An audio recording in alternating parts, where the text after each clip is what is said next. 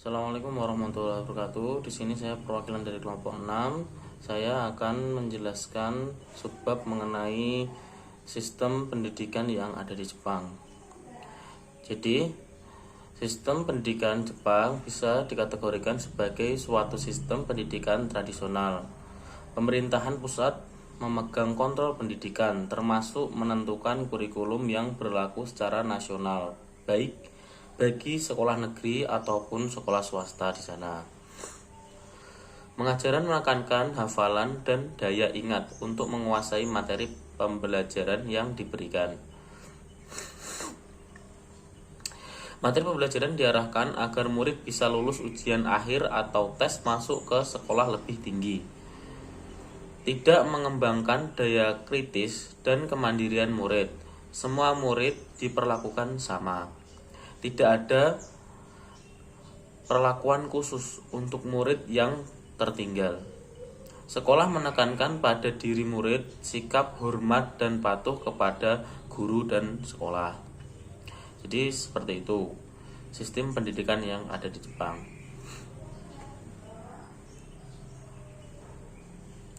Perkembangan pendidikan di Jepang secara tidak langsung dipengaruhi oleh perkembangan kebudayaan Jepang, tentang bagaimana masyarakat Jepang berhasil berkembang dari tradisional menjadi masyarakat industri modern. Hal tersebut terjadi karena masyarakat Jepang mampu untuk beradaptasi dan mempunyai kemampuan untuk bertahan terhadap perubahan zaman yang ada. Dalam perkembangannya, masyarakat Jepang melakukan reformasi dan mempersiapkan diri dari datangnya pengaruh kebudayaan lain. Masyarakat Jepang dikenal sebagai masyarakat yang berhasil berkembang dari tradisional menjadi masyarakat industri modern dengan cara sendiri atau dengan caranya sendiri. Keberhasilan Jepang disebabkan karena keberhasilan adaptasi terhadap model-model pembaharuan yang berasal dari luar dan kondisi masyarakat Jepang yang berusaha ribuan tahun memiliki kekuatan yang memungkinkan untuk survival atau bertahan, bahkan menjadi masyarakat modern berkategori kelas 1 di dunia. Adapun tujuan pendidikan di Jepang adalah pendidikan harus bertujuan untuk mengembangkan penuh kepribadian dan berusaha untuk memelihara warga suara dalam pikiran dan tubuh yang dijiwai dengan kualitas yang diperlukan bagi mereka yang membentuk negara dan masyarakat yang damai dan demokratis. Ya, itu tujuan dari pendidikan di Jepang. Kemudian tujuan-tujuan yang menjadi target yang ingin dicapai di pendidikan Jepang, yaitu yang pertama adalah pencapaian pengetahuan luas dan budayanya, sensibilitas kaya dan raya moralitas, dan mengembangkan tubuh yang sehat. Kemudian yang kedua, pengembangan kemampuan individu, membina semangat otonomi dan kemandirian, dan menekankan hubungan antara karir dan kehidupan praktis. Kemudian yang ketiga, membina sikap menghargai keadilan dan tanggung jawab, saling menghormati dan kerjasama, kesetaraan antara laki-laki dan perempuan, dan jiwa sipil. Kemudian yang keempat, membina sikap menghormati kehidupan dan alam, serta memberikan kontribusi terhadap perlindungan lingkungan. Kemudian yang kelima, membina sikap menghormati tradisi dan budaya, mencintai negara dan wilayah yang mengasuh mereka, menghormati negara-negara lain, dan memberikan kontribusi bagi perdamaian dunia dan perkembangan masyarakat internasional. Ya, jadi itu tujuan yang ingin dicapai oleh pendidikan di Jepang. Selanjutnya, untuk sistem pendidikan tersusun dalam 5 tahap. Tahap yang pertama, taman kanak-kanak. Ini ditempuh dalam waktu 1-3 tahun.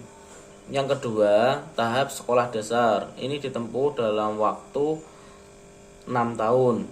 Yang ketiga, tahap sekolah menengah pertama.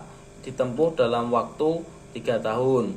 Yang keempat, sekolah menengah ke atas. Ditempuh dalam waktu 3 tahun. Dan yang kelima, universitas. Yang mana pada umumnya ini ditempuh dalam waktu 4 tahun. Dan ada juga sekolah akademi yang menyelenggarakan studi 2-3 tahun. Selain itu, banyak universitas yang menyediakan pendidikan pasca sarjana untuk studi lanjutannya. Sebab yang kedua adalah kurikulum pendidikan di Jepang. Pada level nasional, tanggung jawab pendidikan ada pada Kementerian Pendidikan, Ilmu Pengetahuan, dan Kebudayaan. Kementerian memberikan pedoman untuk menyusun kurikulum, mata pelajaran, serta persyaratan kredit mulai dari TK hingga ke perguruan tinggi. Kementerian juga bertanggung jawab terhadap pembangunan buku teks untuk sekolah dasar dan menengah. Kemudian, distrik terhadap Dewan Pendidikan yang bertanggung jawab atas supervisi atau masalah-masalah personalia pada lembaga pendidikan pemerintah, serta memberikan in-service training aset kultural dan memberikan nasihat kepada lembaga-lembaga pendidikan. Di masing-masing kota memiliki 3-5 orang dewan pendidikan dengan fungsi utama memberikan dan mengurus institusi pendidikan di kota. Sistem keuangan di Jepang disediakan bersama-sama antara pemerintah pusat, distrik maupun kota, di mana diambil dari pajak dan dari sumber-sumber lainnya. Kurikulum sekolah ditentukan oleh Menteri Pendidikan yang kemudian dikembangkan oleh Dewan Pendidikan Distrik dan Kota. Pada semua tingkat pendidikan di Jepang harus menempuh berbagai ujian yang merupakan syarat untuk mendapatkan ijazah. Bagi siswa yang kehadirannya kurang dari 5% tahun belajar dan hasil ujian jelek, maka diwajibkan untuk mengulang pada level yang sama. Kurikulum disusun oleh sebuah komite khusus di bawah kontrol Kementerian Pendidikan. Komisi kurikulum terdiri dari praktisi dan pakar pendidikan, wakil dari kalangan industri, dan wakil dari Kementerian Pendidikan. Komisi ini bertugas mempelajari tujuan pendidikan Jepang yang terdapat dalam Fundamental Education Law, lalu menyelesaikan dengan perkembangan yang terjadi baik di dalam maupun di luar negeri. Perubahan kurikulum di Jepang memiliki pola 10 tahunan. Tentunya ada hal baru yang dimasukkan dalam setiap kurikulum, mengikuti perubahan sosial dan ekonomi masyarakat di Jepang dan di dunia. Sekalipun perubahan sosial terjadi, para pakar pendidikan di Jepang mensinyalir adanya kemunduran dalam dunia pendidikan di Jepang. Kemunduran tersebut diantaranya adalah menurunnya minat bersekolah anak-anak, dedikasi moral dan kedisiplinan yang mulai rapuh. Juga prestasi belajar yang menurun. Sekalipun beberapa pakar meragukan alat ukur ini sebagai alat yang tepat untuk mengukur kemampuan akademi siswa. Hal-hal yang ditegaskan oleh Kementerian Pendidikan Jepang terkait dengan menyusun kurikulum adalah: yang pertama, standar kurikulum nasional. Yang kedua, mengutamakan keharmonisan pertumbuhan jasmani dan rohani siswa. Yang ketiga, menyesuaikan dengan lingkungan sekitar. Yang keempat, memperhatikan step perkembangan siswa. Dan yang kelima, memperhatikan karakteristik kurse pendidikan atau jurusan pada level SMA atau sekolah menengah ke atas. Selanjutnya saya akan menjelaskan mengenai perbedaan pendidikan di Jepang dan di Indonesia. Adapun perbedaan pendidikan di Jepang dan di Indonesia itu mencakup 5 aspek. Aspek yang pertama yaitu tujuan pendidikan nasional, ada prinsip penyelenggara pendidikan, ada acuan pendidikan, ada perkembangan kurikulum sekolah, dan yang terakhir yaitu kemunduran pendidikan. Baik, saya akan menjelaskan 5 aspek tersebut. Aspek yang pertama yaitu tujuan pendidikan nasional. Di Jepang, tujuan pendidikan nasional itu untuk meningkatkan perkembangan kepribadian secara utuh, menghargai nilai-nilai individu, dan menanamkan jiwa-jiwa yang bebas.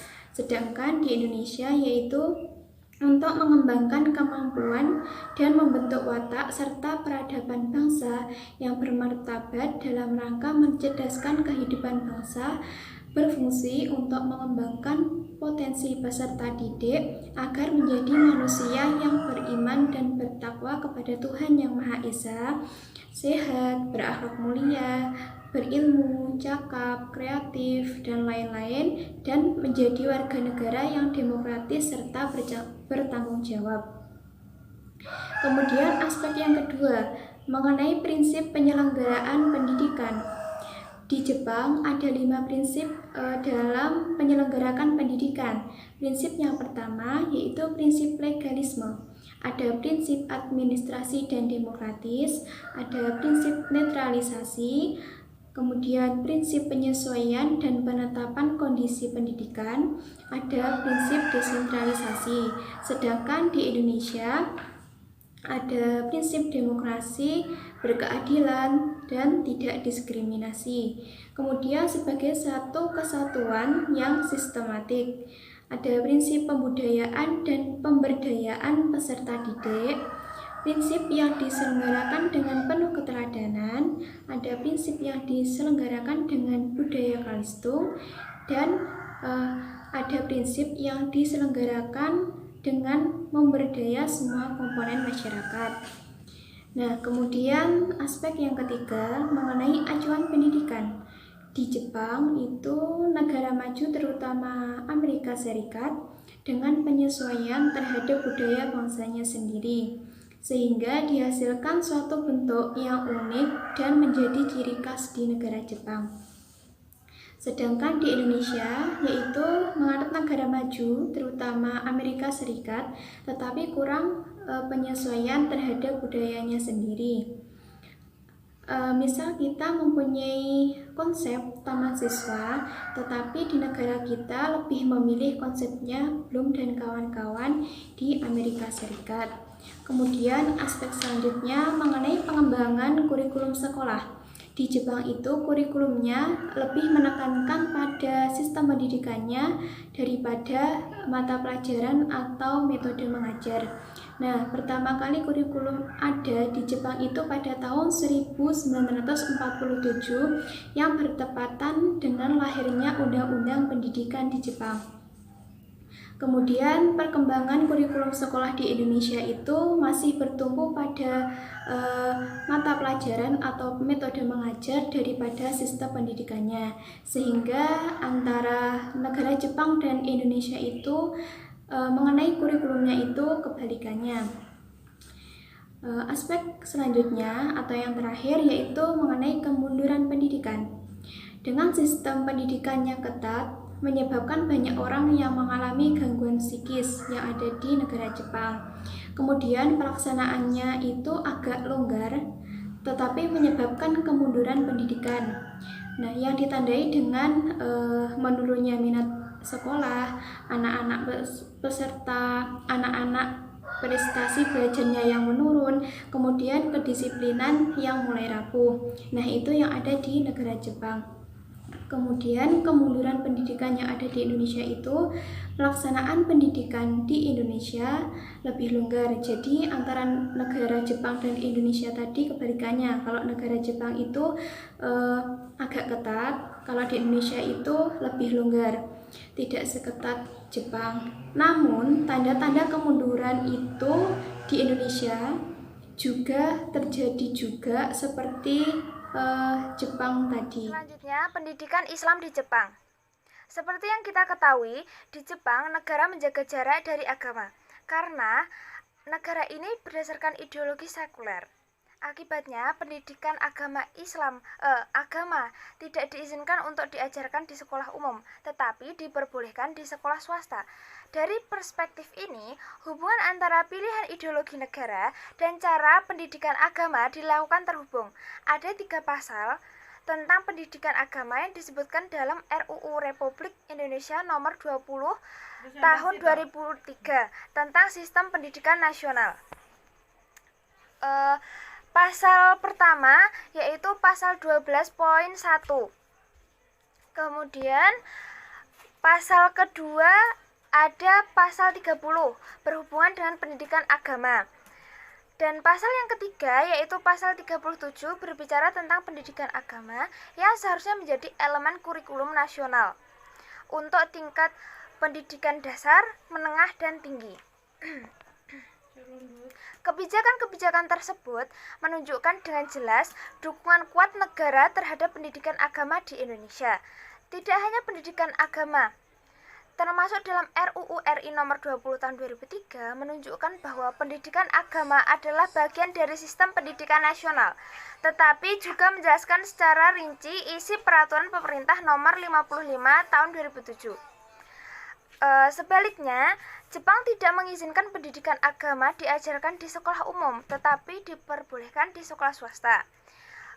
Hanya ada 2 pasal tentang pendidikan agama dalam konstitusi Jepang yang ditemukan dalam konstitusi Jepang, yaitu pasal 20 dan pasal lain yang ditemukan dalam Undang-Undang Dasar Pendidikan 2016 pasal 15.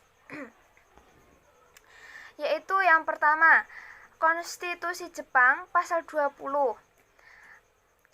Kemudian pada Undang-Undang Dasar tentang Pendidikan tahun 2006 pasal 15. Kemudian sekolah-sekolah yang didirikan oleh pemerintah nasional dan lokal harus menahan diri dari pendidikan agama atau kegiatan lain untuk agama tertentu. Pernyataan ini menunjukkan dukungan negara yang berbeda terhadap pendidikan agama. Di Indonesia, pendidikan agama mendapat dukungan kuat dari negara, dan ini dapat dilihat melalui penyertaan 3 pasal tentang pendidikan agama dalam RUU Nomor 20 Tahun 2003 dan 6 bab dan 50 pasal dalam Peraturan Pemerintah Nomor 55 Tahun 2007. Lalu, fakta ini membutuhkan lebih banyak penjelasan dan eksplorasi dari perspektif yang berbeda. Penjelasan pertama dapat diberikan dengan melihat ideologi negara. Indonesia didasarkan pada Pancasila yang bernuansa agama melalui prinsip pertama, kepercayaan pada Tuhan yang satu. Sedangkan Jepang didasarkan pada ideologi sekuler yang memegang pemisahan negara dan agama. Alasan kedua terletak kepada kepentingan keluarga dan negara. Keluarga dan negara Indonesia melihat pendidikan agama sebagai bagian penting dari kehidupan orang-orang. Sementara keluarga dan negara Jepang melihat pendidikan agama dengan cara yang berbeda. Kemudian, argumentasi terakhir adalah tentang jenis masyarakat Indonesia. Masyarakat Indonesia adalah masyarakat yang multikultural dalam hal agama, etnis, dan bahasa. Sedangkan Jepang adalah masyarakat monokultural dalam hal faktor di atas. Indonesia membutuhkan pendidikan agama karena dapat mempromosikan toleransi, perdamaian, dan saling pengertian satu sama kepada yang lain. Untuk membuat pendidikan agama bermakna bagi masyarakat multikultural dan plural, penting bagi Indonesia untuk mendefinisikan dan mengkonstruksikan pendidikan agama dari hanya berurusan dengan agama mereka sendiri dengan orang lain. Sebaliknya, Jepang tidak menekankan pentingnya pendidikan agama karena negara memiliki masyarakat homogen yang lebih mudah dikelola daripada masyarakat heterogen. Cukup sekian presentasi dari kelompok 6. Ada kurang lebihnya kami mohon maaf. Wabillahi taufiq wal hidayah. Wassalamualaikum warahmatullahi wabarakatuh.